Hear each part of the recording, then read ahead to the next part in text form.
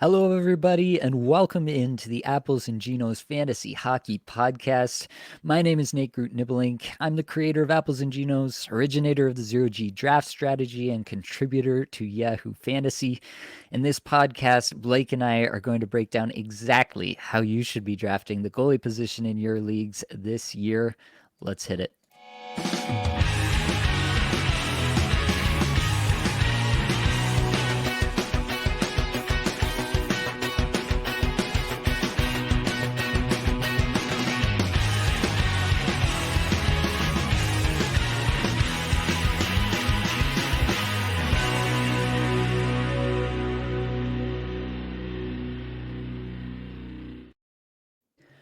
All right, well, as you know, I have your friend and my best friend, Blake Creamer, here with me. Blake, how are we feeling tonight?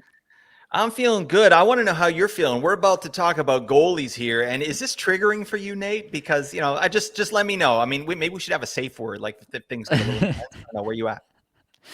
I don't mind talking about goalies. I've obviously built a little bit of a brand around my Oh, approach did to you? Oh, goalies here, yeah.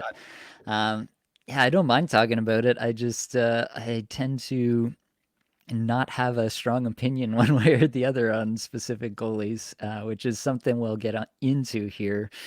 Obviously, I think, Blake, it makes sense to kind of start the people off with a ZeroG Refresher. I know we've got lots of first time listeners, people who may not have really dove into the ZeroG strategy, what it is and is not to this point. So, just for the benefit of those people, I'll give a quick refresher here. Basically, if I can sum it up in one way, I think ZeroG is spend less draft capital on goalies than your league mates. If you think of each draft pick in each round as having some sort of dollar value, like your first round pick is worth $10, your second round pick is worth $9, so on and so forth, all the way down. These later picks have less dollar value. You want to spend less money on your goalies than the rest of the league. Now, why do we want to do this? Really, because goalies, I think, are just inherently more replaceable than skaters. You look at the list of goalies who were super relevant for fantasy hockey last year. I think of a guy like Philip Gustafson. Gustafson, I picked up in actually every single one of my redraft leagues last year off the waiver wire, and he was incredible at the end of the year last year. Stuart Skinner, a guy that a lot of people picked up. Jack Campbell was supposed to be the starter there. We all know how well that went. Stuart Skinner stepped in there, and he was a terrific zero-G option. Vitek Vanacek, a guy that I took in some spots. The Devils took a big step last year, and Vanacek himself wasn't terrific, but the team context elevated him. And you could say the same for Phoenix Copley, who was on nobody's radar to start the season and ended up being a pretty nice kind of second goalie option for a lot of teams. Blake, were there any more of these goalies that I'm not thinking of because I didn't have them on my teams? But were there any other goalies that come to mind for you that were not on the fantasy radar but turned in big fantasy seasons? How about a young man named Linus Ullmark? Oh my Ah, God. Linus Ullmark, damn it. That is your zero G poster boy right there. I had Linus Ullmark in 2 spots last year, and I wasn't happy about it. Right. I drafted him as my second goalie, like in the 14th or 15th round. I was like, God, this is terrible. Look at me now. Fun fact, I dropped him in both the leagues before he popped off. So there you go. oh, That's that all right. That's I'll just put that out there. But yeah, Linus Ullmark, beautiful. Had an amazing season. I did have those guys too. I had Gustafson, I had Vanacek, I had Copley on a lot of teams. Also Jonas Corposalo. He was a great pickup after the trade deadline. yeah. I used a kind of one of my last moves in one of my leagues to pick up Jonas Corposalo after the trade deadline, and then I was having like regrets. I was like, why the hell did I do that? But he made it worth my while. He played really well from the trade deadline on. And then how about Alexander Georgiev, Mm-hmm. buddy? This guy popped the hell off, and he was around in the 10th. The 10th round, you could have drafted this man. I drafted him in 3 spots. So, and I didn't drop Georgie. All right. I rode the ship home. It was great to, 3 third-place finishes. So there you go. Thank you, Georgie.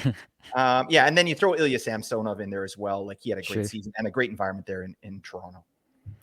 Yeah. I think that just goes to show like how many names do we go through there? Like 8 names, all goalies that were really fantasy relevant for at least different stretches of the season, if not the entire season. These are guys that people were not thinking super highly of, or at least had their qualms about at the beginning of the season. So, in my mind, if you take a goalie early, you're just already losing to whoever hits on a goalie late. Like multiple people in your league will hit on a goalie late or pick up a goalie who's terrific at the end of the season. It's going to happen. There's going to be those goalies out there. So, in my mind, why would you not position yourself to be the person who hits on that goalie late, not the one who invests a bunch of capital up front and is just kind of log jammed into, oh, I paid a lot of draft capital for these goalies. I'm never going to move off them, even when it's clear they're not performing. In my mind, you should always be interested in adding the hottest new goalie on the waiver wire. You should always be in a position where that helps your team. And I really think that we should really stop thinking about goalies in general as season long propositions. I really think that the best thing you can do for yourself is to think about goalies in like 2 to 4 week windows. Like, I want to pick up this guy and I'm reevaluating him constantly, like weekly, pretty much. I'm reevaluating what's he doing for me? Is his situation changed? Has the coach, given the other guy 2 starts in a row? I want to be completely on top of the goalies on my team and really across the league because there's so much flux and there's so much value to be extracted from that, really. I think it's one of the areas of fantasy hockey that you can extract the most value is being on top of goalie situations like that. I really do think that goalies just kind of ebb and flow throughout the season. They'll have terrific months and terrible months, and there's not necessarily a lot of rhyme or reason behind that. But I don't want to be sitting there rostering the guy who is supposed to be good but is performing terribly, but I have to hold him because I know that next month he's going to turn it around, right? I don't want to be in that position. I would say also, just kind of anecdotally, I haven't done any formal studies or proven this in any way, but I've noticed that it seems like a lot of the heavy workload goalies have a tendency to fade late in the season.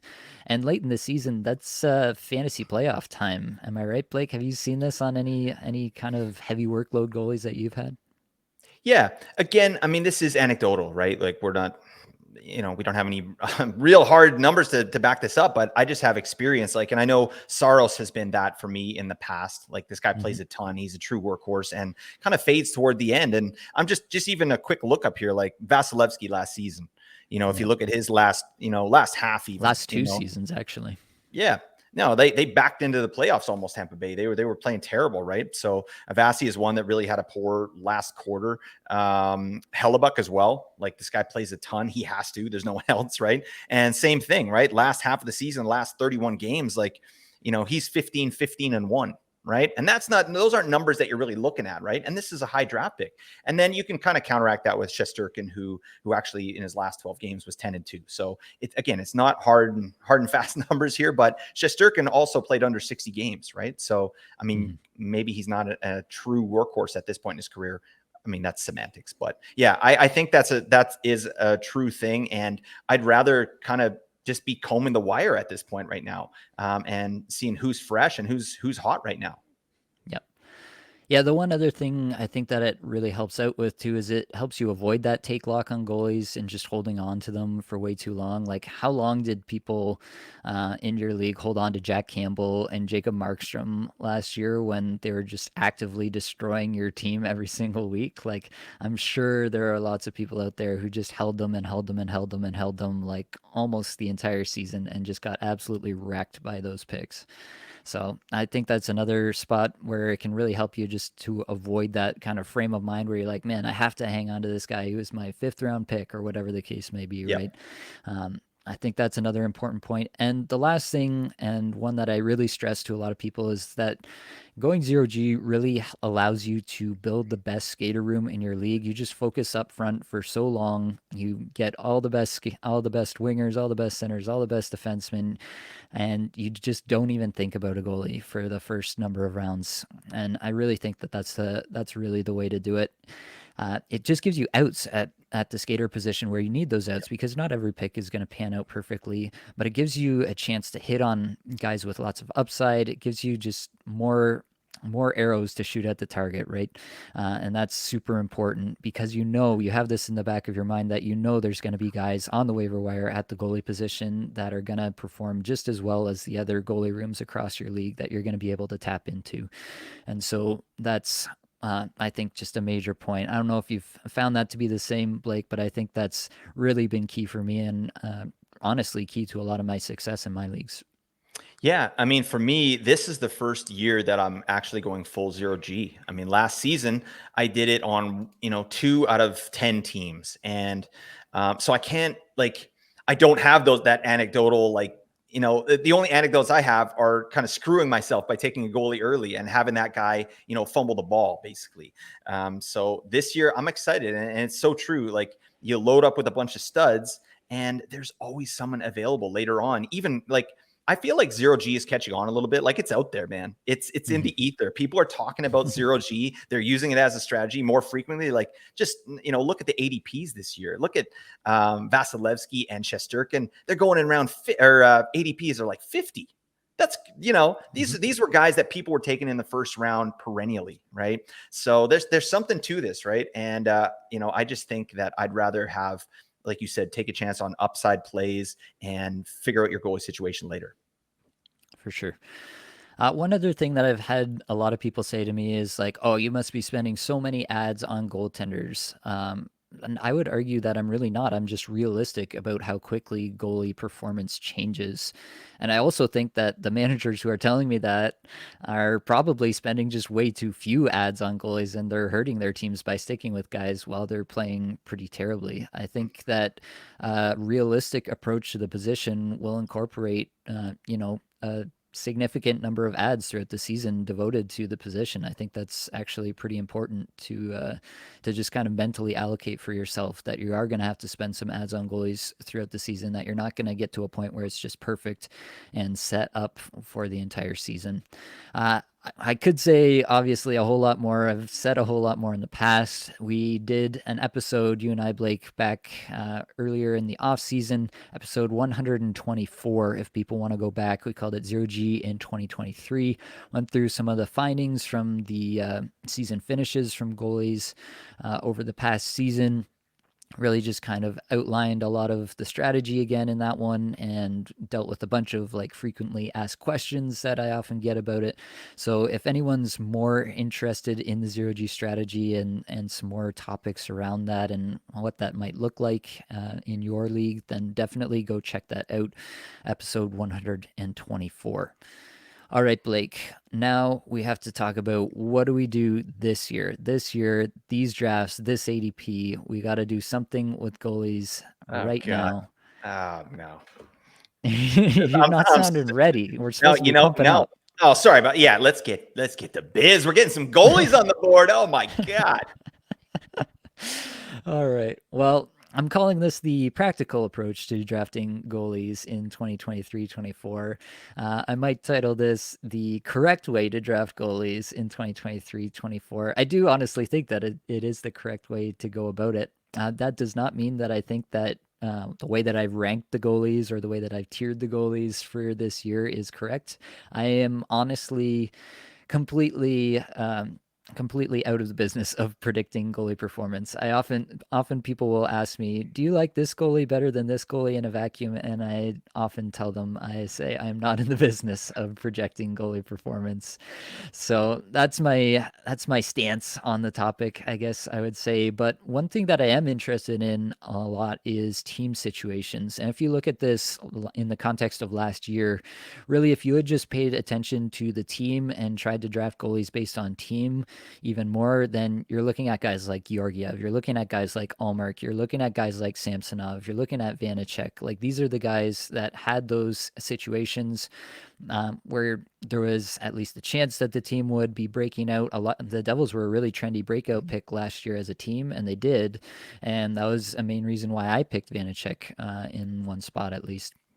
So I think that really we should be less focused on trying to evaluate the talent of each individual goalie and really nailing that down, and really more interested in the team situations, the coaching, what this team might look like, what this team might do defensively, and what kind of situation that might create for goalie performance. I would say like yeah, even those guys that I mentioned, the fantasy community was pretty much out on the talent level of all of those guys prior to last season. They didn't think that those guys were all that great. They weren't interested. That was why Georgiev was being drafted so late, right? Was they're like, oh yeah, he's on the Avalanche, great team, but is he any good? I don't know. And clearly, he had a pretty solid season. So, I think that that's kind of where you can make your hay with the goalie position is by focusing on team situations over your own analysis or even somebody else's analysis of how talented those goalies are.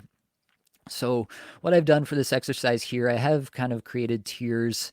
I'm not married to these tiers. I'll probably change them around a whole bunch before the start of the season still, but they give us a talking point at least. And I do advocate tier based drafting at all positions, not just goalies, not just defensemen, literally across positions. I definitely think it's a worthwhile exercise for you to create rankings, to create tiers within those rankings and say these players are all roughly equal in my mind.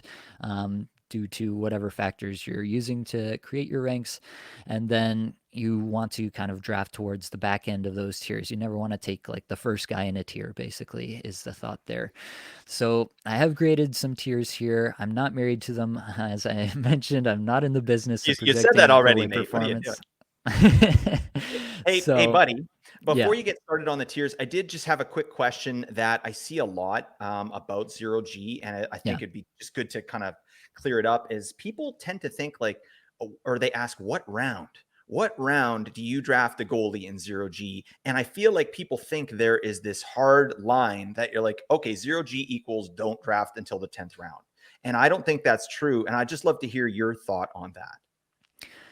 Yeah, I would say that my thought on that is what I said right at the beginning is I'm interested in spending less draft capital on goalies than my league mates.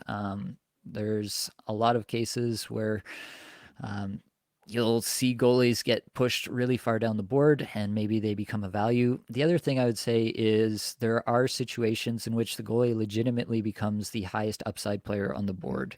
I thought this was the case in one of my leagues last year. It was a really zero G heavy draft. A lot of people who uh, basically ascribed to zero G and were implementing it in every league they're in. And um, Connor Hellebuck was there in the ninth round, and I took Connor Hellebuck in the ninth round because at that point I looked across the skater options that were left to me, and I just didn't see upside the way that I thought Connor Hellebuck could potentially differentiate from the other goalies at his position.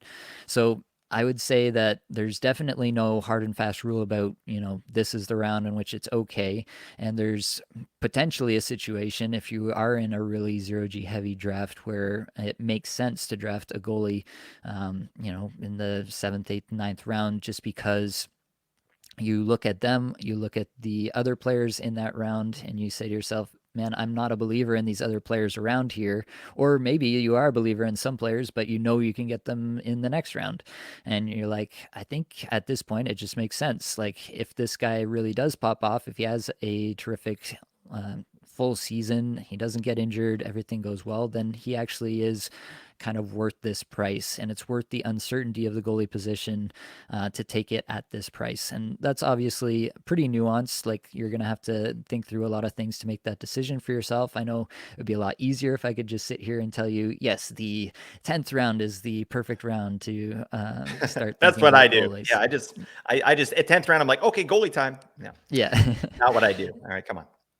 Yeah, so I think it's definitely a nuanced question and depends a lot on the managers in your league, how the draft is going, and obviously your scoring settings would have something to say about that as well. But in general, my core philosophy going into the draft is I would like to emerge from this draft having paid less for my goalies than everyone else because I'm anticipating that there's a pretty good chance none of these goalies are going to be on my team for the entire season. So. All right. Are you ready to tear it up, Blake? Let's tear it up. Oh my God. Let's get to this. All right. So, tier one for myself this year is pretty big. I've got 7 names in this tier. It's Shesterkin, Vasilevsky, Sorokin, Georgiev, Ottinger, Saros, and Hellebuck. I do have them in that order for whatever it's worth to you. I am not married to the order as I'm barely married to my tiers at this point. But those are the names that I would kind of classify as we kind of feel like we know what these goalies are. They're at least in good situations. They've at least had one absolutely terrific fantasy season. You know, Ottinger's probably the one that has the least pedigree Mhm. behind his name at this point. So you could probably make some arguments about that, whether he should be included with these guys. But I do think that Dallas is a terrific situation for a goaltender. And as I mentioned before, the team situations mean a lot to me here. A lot of these guys too are just absolute workhorses, right? Like they're going to see a ton of volume, and that's going to get you fantasy points. It's going to get you wins. It's going to get you saves, whatever you're counting in your league. And so obviously that has to give you some value. Now, what I would say is that I'm pretty much never going to have a goaltender from this tier outside of, another situation where it's the ninth or 10th round and one of these guys is still sitting there because the league is just absolutely playing zero G chicken. Look And what you we're, did, mate. Look what you did. yeah. Outside of that situation, in most normal leagues, I'm just never going to be touching anybody from this tier. Are there any guys in this tier, Blake, that for yourself you'd be kind of less interested in? Like, would you knock anybody out of this tier, or do you think that there's anybody here who's a more sure bet than the others? Yeah. To me, I'm like you, especially now. Like when people ask questions about goalies or, analysis on goalies, I'm like, what's the team doing? You know what I mean? I don't get granular on goalies. So that said, I think, it's a big tier. You got, 7 guys in the top tier. I would probably bump Hellebuck, Saros, and Ottinger and Georgiev down to the second tier. That's kind of like it's probably a tier in between what you have as the second tier. That's sort of the way I would go. I think Sorokin's really established himself as, he played 60 games last year. Like this, he's a Mhm. workhorse now, and he's elite. With his numbers are elite, his rate stats, his team stinky, probably going to be better this year. But yeah, that's sort of what I would do. I think Georgiev, Ottinger, Saros, and Hellebuck are kind of in a tier, and then Shesterkin, Vasilevsky, and Sorokin are those, cream of the crop guys that I won't be getting in any spots, unfortunately. Yeah. Yeah, I guess I would say that um, Sorokin gets there by virtue of being pretty excellent in all situations. He's kind of got a track record of excellence at this point, and so it feels pretty confident to have him in this tier one. Mm-hmm. Then, yeah, you have the Georgiev Ottinger, obviously terrific situations, but maybe a little less certain about the repeatability, I guess you could say, Yep. of the season that was last year. I can definitely see the argument, and I wouldn't, try to argue too much. To me, honestly, I very rarely think about the top tier of goalies for fantasy because I almost literally never have them.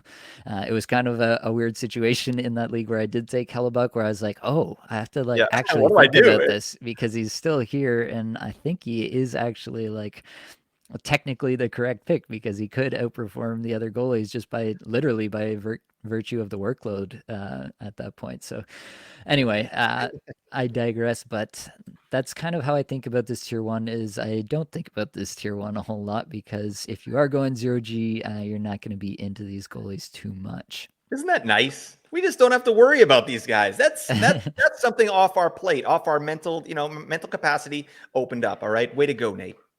Yeah. All right, so let's get into tier two. I've got 5 names in this tier. As these tiers go down, I get less and less confident about how I've broken them up. And like I said, I'll probably move some around. These are guys I guess I would say I would consider them if they fell to a certain spot, probably 10th plus round. I would consider going this way. But I've got them right now: Samsonov, Gustafsson, Yari, Demko, and Skinner. Obviously, there's a lot of different things going on here. So you've got Samsonov, Gustafsson, and Skinner, who really only have last season to show for their efforts. But I do think that in all 3 of those situations, Edmonton, Minnesota, Toronto, you have a really strong situation for a goaltender. If the goaltender performs even decently well, like that's going to be accentuated by the team. So I do think that those are positive situations goalie wise. I do think Jari is in line to be a volume starter once again. And I do think Pittsburgh is going to be a pretty solid team this year again. And then there's Demko. I think that, again, you're looking at a volume starter. player that the team really wants to be, yeah, like a Vesna candidate. They want to turn him into the top end guy that they believe he can be. And so he's going to get every opportunity to do that. And so even if I'm a little less convinced on Vancouver as a team, we'll see obviously what a full offseason under Rick Tocchet and what that season playing out might look like. But even if I'm a little less convinced on the team there, I do think that Demko's going to get every opportunity and then some to kind of run away with a job there, be a workhorse. And we have seen, flashes from him where he's been really, really good for a decent stretch of time. So I do think that Demko fits in there for me on that basis. How about these names, Blake? Anybody stick out to you? Yeah, I like this tier, and I feel like you said, in zero G heavy drafts, you can get these guys. Like Hmm. you'll be able to get these guys 10th round and later, which is crazy to me. I think I like Gustafson a little better than Samsonov. I've heard a lot of rumblings about Joseph Wall and maybe the opportunity that he might get this year. Like if anyone's going to take Samsonov's minutes or starts, I think it's going to be Wall.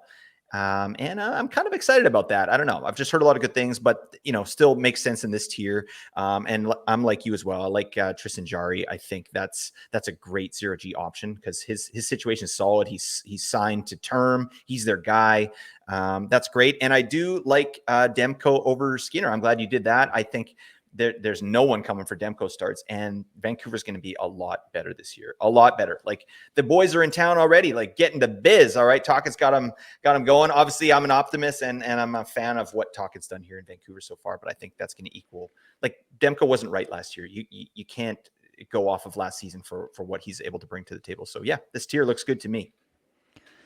Yeah, I think just on Wall because he has come up in a lot of different conversations that I've seen, and to be honest, I'm not really about Joseph Wall until we actually see him get an opportunity. Like I feel like just because it's Toronto, everybody's going to zero in on this. If Samsonov falters out of the gate and it is Wall who gets an opportunity and gets like in every other start situation for a little bit, then somebody's going to pick him up. But I feel like it's just as likely that he's terrible as it is that he's great. He had a solid, if unspectacular, run with the team last year. I don't think he did anything like truly yeah, truly spectacular. So I'm not like over the moon about Joseph Wall, but yeah, I mean, it's a great team. And so if he did get opportunity, then obviously I'd be in for it. It's just usually, usually Toronto, everything just gets magnified. And so he gets picked up, the extra goalie gets picked up in Toronto way too soon. And I'm usually just behind the ball there because there's probably like a stretch of like 3 or 4 weeks where that goalie's not worth anything. He's starting like once every 3 games, and somebody's still holding on to him before he actually gets into any sort of even like a 1A role where it's Right. actually becomes worthwhile to roster him. So um, that's where I stand on the Wall Samsonov situation. Obviously, Samsonov's going to get first crack at it there. I do think that there's potentially some flux with the other situations. Like, um, yeah, Yari hasn't been terrific. He's had some extended stretches where he's looked downright bad. But, I mean, they gave him a contract. He's going to be the goalie there. So that's how it's going to go. Stuart Skinner, again, like I think he had some stretches last year as well where he wasn't terrific. He was still out playing Campbell, but that wasn't hard to do last year because Campbell was truly awful. And so yeah, I have some concern about Stuart Skinner. If he doesn't come out hot and Campbell rights the ship, then Right. this could be at the very least even just an even split at some point in which you're not really getting a ton of value out of either guy. And so even in this tier, like I just feel like there's already so many question marks, even about the potential workload, or they haven't done it for an extended period of time before. There's just always question marks as soon as you get out of the top tier, and even in the top tier. Oh yeah, I was gonna say when we were in the top tier, like Jacob Markstrom last year was in everybody's top tier, like top 3 goalie on a lot of lists, and we all know how that turned out last year. So Demko uh, too. yeah, for sure. So I would just say you think you know something until you don't, and that applies to goalies doubly. So let's move on to tier 3. This is the first tier I think that I'm actually kind of somewhat likely to get a goalie from in most of my leagues. I have this tier as Allmark, Frederick Anderson, Bobrovsky, Korpisalo, and Kemper.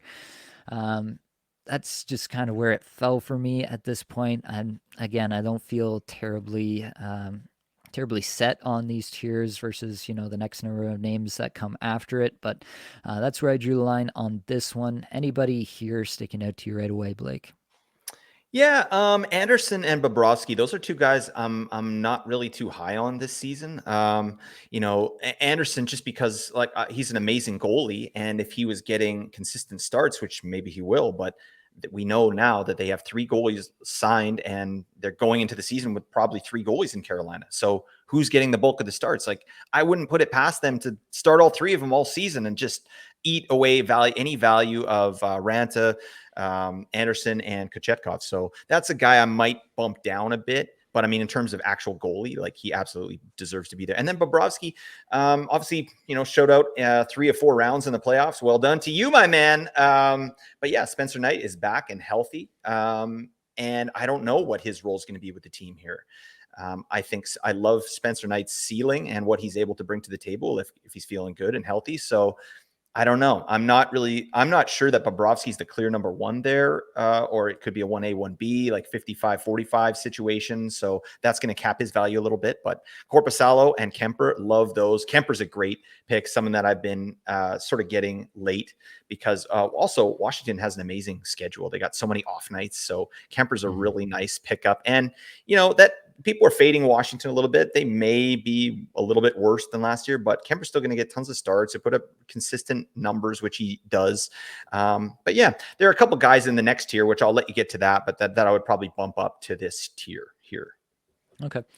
Yeah, I guess for myself, regarding Anderson first and the three goalie thing, like, we just don't see that in the NHL. Like, it pretty much does not happen. One of these guys is going to get injured. One of them is going to flame out in some way. Like, it pretty much just does not happen. Buffalo was the closest thing we had to that last year for a little bit, but their season was trending downwards at that point when they are starting to do that already. So I honestly don't think it's a realistic scenario, maybe for like a week or two at some point, but I don't think it's a season long realistic scenario in my mind. I'm much more concerned, honestly, and kind of ironically, about Anderson's injury history because he's repeatedly injured a lot of different things in his lower body, and they seem to come back and nag him every single year. So that's actually gives me a lot more pause than any sort of potential three-headed monster situation in net. Um, I still think that, it's Carolina. It's a great goalie situation. And Anderson, when healthy, is a great goalie still. So I'm willing to, if he does fall for those reasons, if there are people in my draft worried about those things and he does fall and I'm getting him, like in the 14th round or something crazy, then by all Bang. means, I'm gonna take Anderson there and not feel too bad about it. But Bobrovsky, yeah, it's just the potential for volume on a good team. Corpusalo, like, got the contract. He's going to be given every opportunity. We saw how that went with Campbell last year in Edmonton, and you could draw some parallels there if you want to. I do think that's a pretty legitimate potential outcome where Corpusalo just completely flames out as a starter, kind of given a starting role for the first time in his career. But yeah, all things told, I do think there's a lot of upside in that situation as well. And so he kind of fits into this tier for me from that perspective. Kemper, I think, is kind of like the boring vet of the group. I think that Washington is going to be a solid team, but not a great team. Might hover around the edge of the playoff race for much of the season. Be my take at the current moment. And I think Kemper will get a fair amount of volume on a middling team and just be kind of a mid to back end kind of goalie two in your ranks, kind of all season long. So that's kind of how I feel about Kemper. I feel like he's steady but unexciting in most respects. And then Allmark, obviously, there's a lot of questions about what Boston might look like this year. You have Jeremy Swayman there, who we'll get to, and what that split might even look like this year. Definitely some potential that gets moved around, that split changes. Allmark had an unbelievable season last year, but we've often seen unbelievable seasons followed up by unbelievable seasons in the opposite direction. So Right. I'm not willing to totally bank on that. And if he's not spectacular and he's still only getting like just over 50% of the work, then he really becomes an uninspiring option for fantasy pretty fast. So that's why he falls down to here despite the season he had last year. All right. So let's talk about tier 4, which I start to feel like we get into kind of prime zero G territory from here on out. I've only got a couple of goalies here because I do feel like they're kind of the last of the presumed starters on pretty solid teams in my estimation. And that's Jacob Markstrom and Vitek Vanacek. I do think that there's a lot of risk with both of these guys. That's why they don't go into the tier above for me. I think Vanacek was not spectacular last year, but he was kind of the only thing they had. Then Akira Schmid looked really good for the Devils for a hot minute. And I do think that there's a really solid chance that Schmid unseats Vanacek at some point, and it could maybe completely outplays him in training camp and he's the day one starter. That's a possibility too.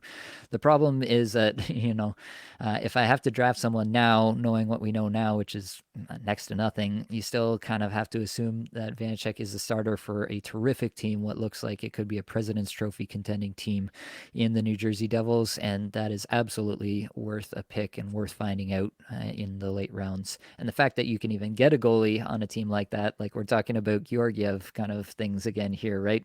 Where it's super late, but if he has a halfway decent season and he kind of lays claim to the starter role, then you could be looking at a guy who just completely smashes all the value that you could get at that stage in the draft. So that's why Vanacek is still there for me. And I do think Markstrom, I do think a lot of last season was pretty much all in his head. I do think they have the remnants of a pretty strong system there that can help him out if he can kind of, just play at the level that he's played at in the past. I think that he's played at a pretty solid level in the past. I don't know that he's an elite NHL goaltender in terms of skills or anything anymore. But I do think that there's a pretty solid chance that he's a workhorse once again this year, and that he's a workhorse on a much improved Calgary Flames team under new coaching, and then that actually turns into a pretty solid goaltender for fantasy purposes. It would not surprise me to look back on the season and find out that he was in the back end of the top 12 starters on the season for fantasy purposes. Like that's a clearly possible outcome in my mind. Also, a clearly possible outcome that he plays terribly in the first 20 games and gets like banished to the minors and never plays again. So there's a lot of variance, obviously, with Markstrom, but where you're gonna have to get him, like I think it's the juice is well worth the squeeze at that point. Absolutely. Did you talk about the third guy in that tier? Did I talk about the third guy in that tier? Well, you take him, Blake. Go ahead. Adin Hill. All right. Yeah, Adin Hill's in there as well. That's an interesting one. I just wanted to touch on that because just to see your thoughts that is he the presumed starter there in Vegas? Like obviously he got signed and helped them win a Stanley Cup. So there's some precedent there, but Logan Thompson was killing before he got injured there. So yeah, what's your feel on the goalie situation there in Vegas?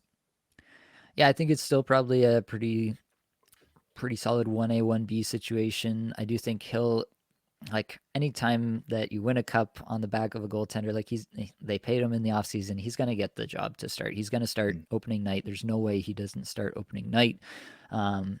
If I was in the business of projecting goalie performance, I would feel more confident in Logan Thompson's performance this season, just based on what we've seen from both goalies in their careers. Right. But I'm not. So Adin Hill goes up here because he's going to get first crack at it, and I feel like it's pretty solid chance too that he just is good enough that they continue to ride what won them a Stanley Cup last year, and that's the reason I have him up here.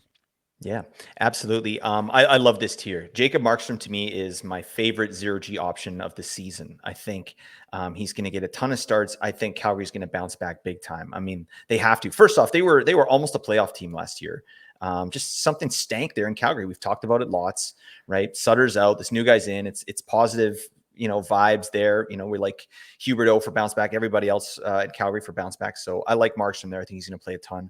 Interesting thing on Vanacek, I was just looking at ADPs here, and I like Vanacek too. This makes sense, but his ADPs are drastically different. Like on Fantrax, Vanacek is going 139.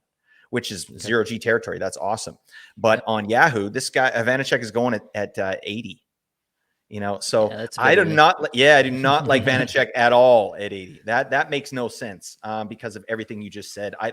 It's well within the realm of possibilities that Schmid takes the starting job this year. at some Yeah. point, right? So you're gonna use an 80th overall pick to get Vanacek. Like, it's unfortunate because New Jersey has so many things going for them fantasy wise this season, schedule, back to backs. Like they're good to go. But yeah, Vanacek's not a guy on Yahoo I'm probably too interested in unless he falls kind of closer to that Fantrax ADP. Yeah. Yeah, I would totally agree with that. Yeah, definitely my tiers don't necessarily Right. line up with ADP, and so if you're only scrolling through this, you might want to also cross-reference your ADP in your draft and make sure you're not you're not just missing out because you're not kind of paying attention to the market of your league versus these tiers here. So let's talk about tier five. I still think there's lots of upside here Mhm. in tier five. I've got it with Devin Levi, Philip Grubauer, Jeremy Swayman, and Carter Hart. Again, I think there's some other names that could get tossed into the mix here, but I did draw the line here. I have heard all of the narrative from other people on Devin Levi. I've been waiting to say my piece because I think that there is just a lot of upside with Devin Levi that we do not necessarily have. We've seen the Ukko-Pekka Luukkonen show. It was not all that great. I think that there's a decent chance that the Sabres are a little bit better on defense this year, and I think there's a decent chance that Devin Levi can even outperform that. And if he's any kind of a volume starter on an improved Sabres team, I think that he could absolutely smash this kind of spot. And I do think there are other people thinking the same. I do think that his ADP is gonna he's just kind of like a sexy new name, and Mhm. for that reason, he might go over someone like Markstrom or somebody that I have higher up. And so for that reason, I'm not really sure that I'm going to have Levi in any of my leagues. I think there's just going to be, I'm going to be looking at it and his ADP is going to be there and he's going to end up getting taken before, yeah, Markstrom or another name that I have a little bit higher goes off. And so I'll just be content to take what I perceive to be value falling in those situations. But I am kind of excited about Levi and his potential there because there's it's there for the taking. If he's able to do it, he will do it. So I do think that's actually a pretty good spot for someone to come in and kind of take over. Then Jeremy Swayman, we talked about Allmark. Uh, Swayman was terrific in his own right, for sure. Definitely both benefited from that system and from how well the Bruins played last year. But I think both are legitimately probably pretty good goalies, and they can probably kind of push each other all season long once again. I think that it's a pretty healthy thing they've got going there. And it wouldn't surprise me, honestly, if Swayman just started to kind of outperform Olmark at some point and kind of pushes his way into being the line share of the starts towards the back end of the season. So Swayman, I think, definitely has some upside. It's a little bit capped just because you expect this to be a true tandem kind of all season long. And I tend to just shy away in general from true tandems because you just always feel like you're never getting the kind of the full net in any particular spot, and so obviously you're just getting less cracks at it, less chances to accumulate fantasy points or to get a win or whatever you need in your categories league. It just feels like whenever you're drafting in these clear tandem situations, you're just kind of leaving something on the table in that sense. Carter Hart, obviously not a great situation over in Philadelphia, but I do think that Carter Hart is the clear starter there. And, they're bringing some guys back this year, Sean Couturier being the biggest name that's going to be back. And that should have a net positive effect for the team in my mind. So I'm not ruling out the fact that Carter Hart, while he's probably unlikely to be like a top tier starter for fantasy purposes, I think that there's a pretty good chance that he gets a ton of volume and he's halfway decent this year. So he fits in down in this range. And Philip Grubauer is one that I'm also actually somewhat excited about because I do think Seattle's a pretty solid team overall. They have some pretty solid team stats. If you look at their even strength stats in particular, pretty high up there in terms of chances allowed. And so I think that Grubauer, if he can just play somewhat decently for a decent stretch of time, then I do think that there's every opportunity here for him to vastly outperform what you're going to have to pay to acquire his services in your drafts. And so I'm pretty interested in Grubauer. I do think I'm going to have some Grubauer on some teams. And if he doesn't perform well, then I'm going to just kick him to the curb and move on to the next one because I'll have gotten him in like the 16th round. There you go. Coolest guy in the league. He wears shades on the ice. All right. Oh my God. Love this tier here. Neat to hear your thoughts on Devin Levi. I'm a little less bullish on that. I don't know if I'm going to be taking a ride, but what you're saying makes total sense. I think, yeah, if like depending on where he's being drafted, it's the same ADP situation. Like I don't have the exact numbers, but Fantrax he's way low. He's something like 188, and then in Yahoo he's like 91. Right. So Right. no, we're not doing that yet. Obviously, like Fantrax, if you're drafting on Fantrax, it's a bunch of people doing ZeroG or on Fantrax. And it seems like goalies are going a lot earlier in Yahoo. Yeah. And one thing I did want to say too, Banksy has really kind of convinced me. He's big on Philip Grubauer, and we had a nice conversation on one of our drafts there. And that's somebody I'm really excited about too. It makes total sense, and everybody's sleeping on this man. You know, like I think he can be got in all situations, right? And he's the starter. No one's coming for his minutes. Who's gonna take his starts? Like he could play 60, right? And that's a decent team, or it should be a decent team based on last year's performance. So yeah, Grubauer's a guy I'm really interested in as well. Yeah, the one thing that I do think is a little bit of an underrated upside of drafting somebody like Philip Grubauer is that if he's not the starter there, like there were a lot of people who had Grubauer and then switched to Martin Jones when Martin Jones got hot, and then switched back to Grubauer when Martin Jones kind of went under again. And they ended up with like a pretty solid goaltender out of that situation for the full season, despite it being two different goaltenders that they had Yeah. throughout the season. And I do think that that's possible again this year, where it's Joey Decord is supposedly the backup right now, but if Decord surprises us all, like there's going to be one of these names at the bottom of these lists or even off these lists that just comes out of nowhere and absolutely surprises us. We know that's going to happen once again this year, as it does every year. But if Decord is that guy this year where he just turns into like a really solid starter and he unseats Grubauer, then if you have Grubauer, you're going to be the first guy who knows, because you're going to be like, Yeah. what the heck's going on here? Philip Grubauer is not playing for the third night in a row. I think I should probably go pick up Joey Decord because he's crushing it right now. So that's, I think, just kind of an underrated benefit of drafting a guy who is on a good team. You know that the situation is good, and the situation is the most repeatable part of fantasy, right? And we feel like we know that the situation there is going to be pretty solid. It might be not as great as it was last year, but it's going to be solid. And so just getting into that situation and having your attention focused on that situation, I think, is a good place to be for fantasy purposes. All right, moving on to tier 6. I've just got 3 names here. Kind of it gets dicey down here. Spare parts. Let's Yep. call There it we go. what it is. I called this tier shots you can take in drafts. You Nice. may need to take a shot while you take this shot on these goaltenders, but Ville Husso, Phoenix Copley, and Jordan Bennington down here. I think each of these 3 guys has shown us something in the past. Like they've shown some level of adequacy at the goaltender position. Obviously, Ville Husso, one of the guys who had a huge zero-G run as part of the St. Louis Blues before moving to the Detroit Red Wings last year.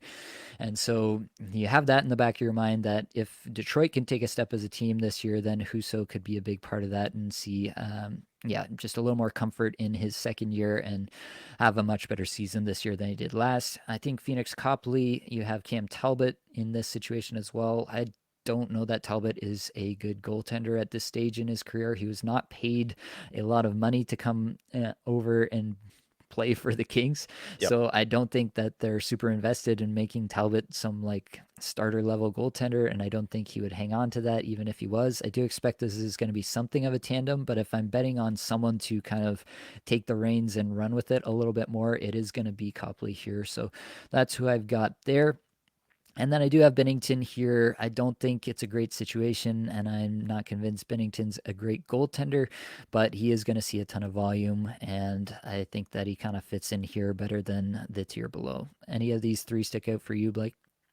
It's going to be Copley for me, just because I love the situation in LA. It's a very good defensive team, so they probably held up Copley and Korpisalo and any other goalie that was in the net there because of their good defensive play, right? Like Copley had amazing win-loss numbers, but his actual metrics were not that good. You know what I mean? It was weird. It's like how and Korpisalo was kind of similar. Like he performed better, I thought, than Copley did, but they were both getting wins. It's just it's a great system there in LA. So I trust that. And then Binnington, I had him last year in a couple spots and he actually surprised me. Like he brought me a tiny little bit of value. So that's nice. But I don't know. Joel Hofer's there. And I think, they might be a little bit tired of this guy's antics in St. Louis. And I could see a world where, Hofer gets kind of the bulk of the start. So I'm probably out on Binnington this year. Like last year, I was looking at him as the last volume starter, and I'm not so convinced this year that he is going to be a volume starter. So, but yeah, and then Billy Husso, no thank you. Fair enough. There you go. All right.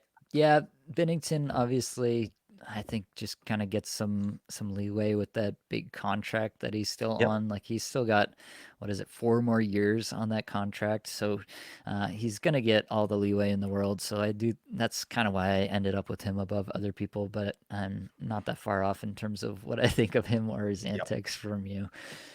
Tier 7 here. These are guys that you're probably not drafting unless you're in like a 4-teamer or something deeper, but these are guys that are probably worth keeping an eye on for various reasons. I've got this tier as Merzlikins, Talbot, Gibson, Schmid, Thompson, Campbell, Vejmelka, and Montembeau.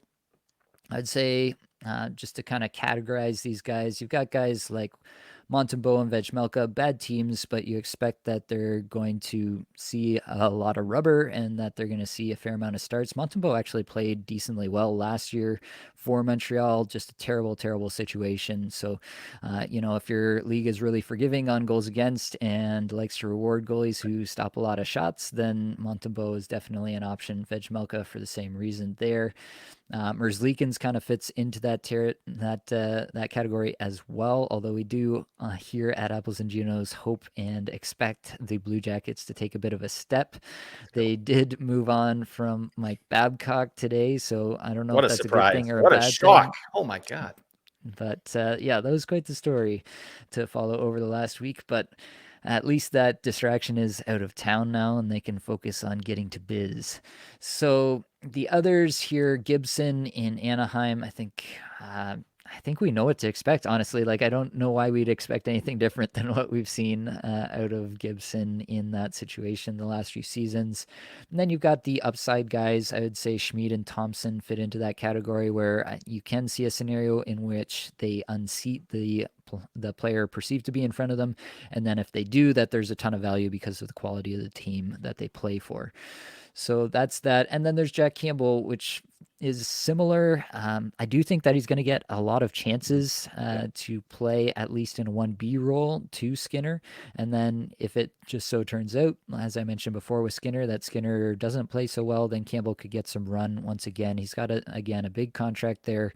And I think here in the second year of that deal, he's still going to get a lot of opportunity to prove himself if he is able to even take a modest step forward into close to league average goaltender play. I think he would end up running into some volume there.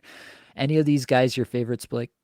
Yeah, to me, this tier is kind of like your second goalie, right? These are like your second ZeroG guys you're probably getting, right? I wouldn't want really any of these as my number one. I'm in on Schmid. I'm in on Logan Thompson. I think those are great upside plays with like a last round pick or something like that.